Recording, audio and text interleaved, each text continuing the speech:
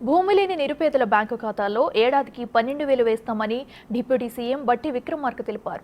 ప్రజాపాలన దినోత్సవాన్ని స్వాగతించాలన్నారు. అలా చేయకపోతే రాజ్యాంగం ప్రజాస్వామ్యాన్ని వ్యతిరేకించినట్టేనని డిప్యూటీ సీఎం అన్నారు. త్వరలోనే పేదలందరికీ ఇందిరమ్మ ఇళ్లు ఇవ్వబోతున్నట్లు బట్టి తెలిపారు.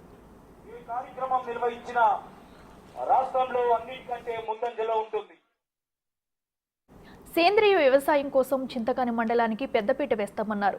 సోలార్ వ్యవసాయ పెంపు సెంట్ల పైలట్ ప్రాజెక్టుగా సిరిపురంను ఎంపిక చేశారు. సోలార్ విద్యుత్ ఉత్పత్తిలో స్వయం సహాయక సంఘాల మహిళలకు భాగస్వామ్యం కల్పిస్తామన్నారు. సోలార్ రూట్ టాప్ విద్యుత్ ఉత్పత్తితో గృహ యజమానులకు అదనపు ఆదాయం సమకూరుతుందన్నారు. ప్రభుత్వం అందించే సాయం ద్వారా ఆర్థికంగా నిలదొక్కుకోవాలని డిప్యూటీ సీఎం బట్టి పిలుపునిచ్చారు.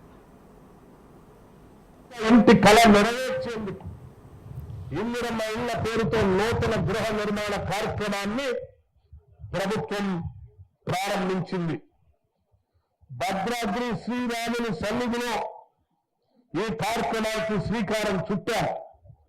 ఈ పథకం ద్వారా ప్రతి నియోజకవర్గంలో కనీసం 3,500 ఇళ్లు చొప్పున రాష్ట్రంలో ఈ ఆర్థిక సంవత్సరంలో 4,50,000 ఇళ్ల నిర్మాణం లక్ష్యంగా పెట్టుకుని ముందుకు పోతా ఉన్నాం. రాష్ట్ర ప్రభుత్వం హామీ ఇచ్చిన మేరకు 2 లక్షల రూపాయల వరకు రైతు రుణాలు మాఫీ చేశాం. రుణమాఫీతో తెలంగాణలో రైతులు రుణముక్తులై స్వేచ్ఛావాయులు పీలుస్తున్నారు.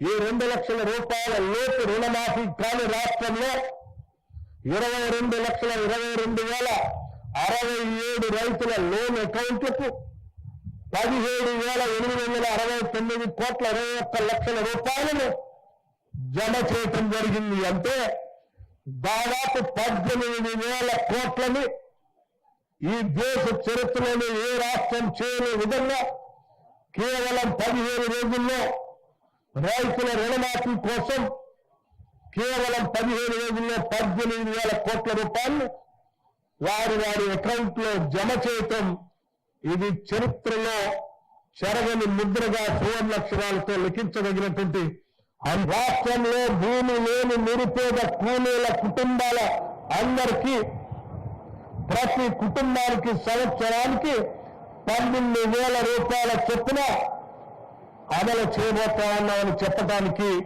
ఈ సంవత్సరం నుంచే చేయటానికి అమలు చేయబోతున్నామని చెప్పడానికి సంతోషిస్తున్నాం.